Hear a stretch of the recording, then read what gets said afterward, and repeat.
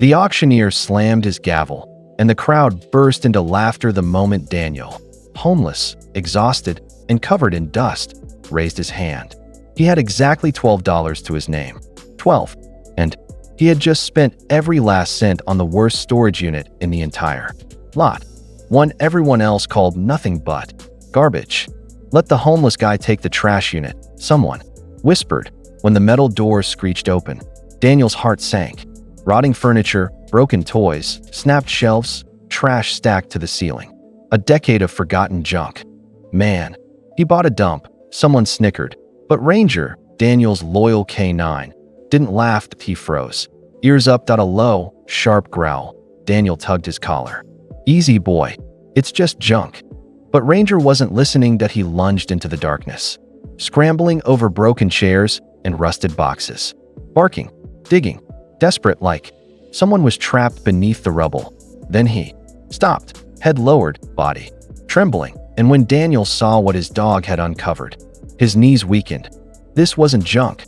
This was destiny. And what Ranger found would change their lives forever. Before we start, make sure to hit like, share, and subscribe. And really, I'm curious, where are you watching from? Drop your country name in the comments. I love seeing how far our stories travel. Daniel Parker had lost count of how many mornings he'd woken up to the cold bite of the wind pushing through the thin walls of his battered tent. What once felt temporary had become his reality. A decorated Army veteran reduced to sleeping behind an abandoned warehouse, surviving on odd jobs and discarded meals. But through every hardship, Ranger, his retired K9 partner, never left his side. The dog's steady heartbeat at night was the only thing reminding Daniel he wasn't facing the world alone. They walked everywhere together, collecting cans, doing small repairs for cash, sharing every meal. Ranger didn't judge Daniel for the broken pieces of his life. He simply wagged his tail, following him with the same loyalty he'd shown on the battlefield. But with winter approaching and money running out, Daniel felt time closing in like a tightening fist. One morning, he overheard a group talking about a storage unit auction happening nearby. People laughed about the junk left behind, but a spark flickered in Daniel's chest. It wasn't hope. Hope was something he stopped trusting years ago. It was desperation, a quiet whisper telling him that maybe, just maybe, this was his last chance to change anything. With $12 crumpled in his pocket and Ranger trotting beside him, Daniel walked toward the auction yard, hoping the universe hadn't forgotten him completely. The auction yard buzzed with chatter, seasoned bidders swapping stories, bargain hunters scanning every rusted lock like treasure waited behind it. Daniel stayed at the edge of the crowd, hands deep in his pockets, shoulders tight with nerves.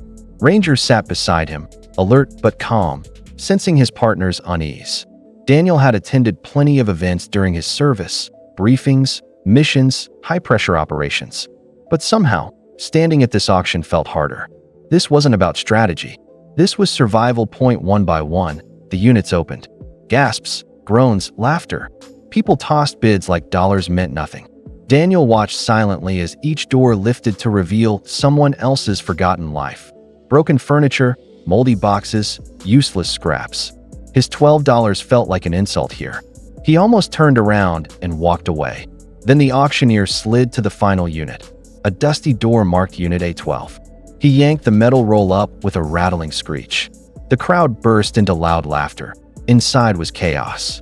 A mountain of cracked drawers, destroyed appliances, rotten fabric, collapsed shelves, like the contents of a decade-old junkyard shoved into one suffocating space. No bids. The auctioneer joked, "Come on, someone take this disaster." People shook their heads. Some even backed away. Daniel didn't laugh. He saw something the others didn't. A chance. His hand lifted before he could stop it. One bid. $12. The auctioneer called. The crowd went silent. N01 countered. The unit was his.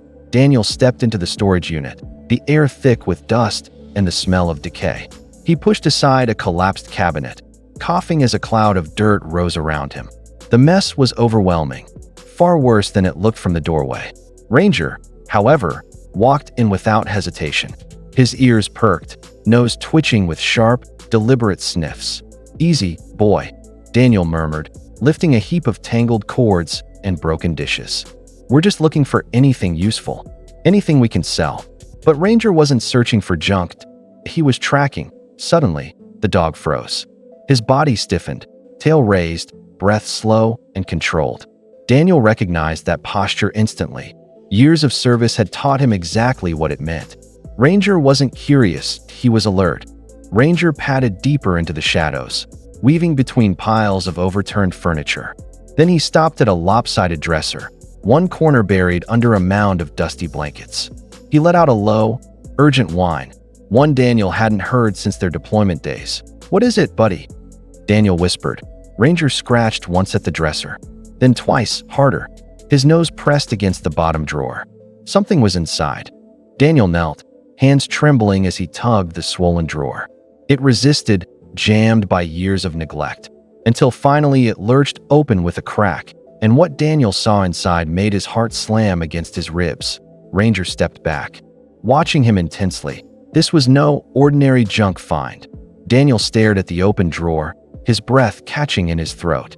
Inside lay a small, dust-covered metal box, its corners dented, its surface scratched, but its lock untouched. Ranger stood rigid beside him, ears pinned forward, eyes locked on the box as if guarding something sacred.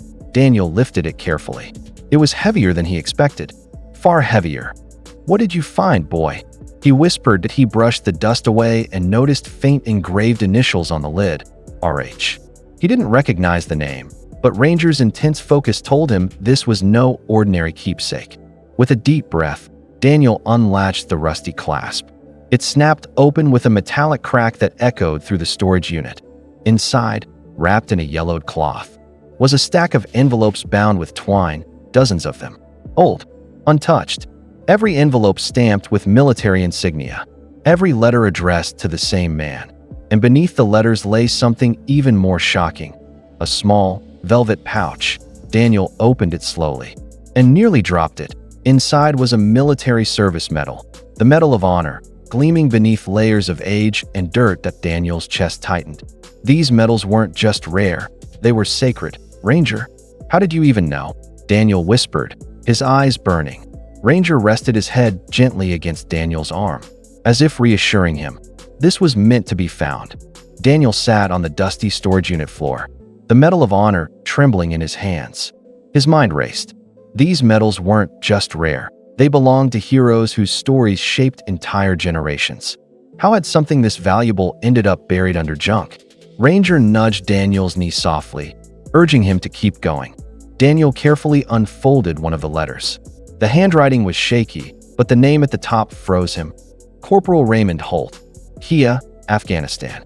Daniel's heart dropped. Holt. He knew that name. Holt had been part of Daniel's own division years ago, a quiet man with a fierce loyalty, someone who never left a soldier behind. The memories hit him hard, stronger than the cold wind sweeping through the unit. The next letter was from Holt's mother, the next from his brother, the next from a commander praising his sacrifice. Every unopened envelope was a piece of a life cut short. And at the bottom of the box, beneath the letters and medals, Daniel found a folded document, Holt's final will. The signature was faded, but the message was clear. "If anything happens to me, pass my medals to any veteran who needs them more than I ever will." Daniel's vision blurred as he exhaled shakily. This wasn't junk. This wasn't trash. This was Holt's legacy, left for someone fighting the same silent battles Daniel was. Ranger pressed against him gently, for the first time in a long time. Daniel didn't feel forgotten. Daniel walked out of the storage unit carrying the metal box, as if it were something fragile, sacred. The sun was setting, casting gold across the parking lot. Ranger padded beside him, tail low but proud, sensing that whatever they found inside was going to change everything. Daniel set the box gently on the hood of an abandoned truck and took a shaky breath that he knew what he had to do. These medals, and the will, belonged in the right hands. The next morning, Daniel walked into the local Veteran Affairs office. The clerk barely looked up at first, until Ranger entered, his posture calm but purposeful. Then Daniel opened the box. Conversation stopped. People stared. A supervisor rushed over, stunned by what he saw. Within hours, Holt's surviving family was contacted. When they arrived, they embraced Daniel with tears in their eyes. "You found what we thought was lost forever," Holt's sister whispered. You honored him more than anyone else ever could." And then came the miracle Daniel never expected. The family offered him a job at their Veteran Support Foundation. A full salary, temporary housing, real help, real community. No more tents. No more running out of hope. Ranger was given an honorary service award for detecting Holt's belongings. His instincts saving Daniel once again. A.S. Daniel and Ranger settled into their new home that night. Daniel whispered, "We made it, buddy." Ranger leaned against him softly. For the first time in years, their future finally looked bright.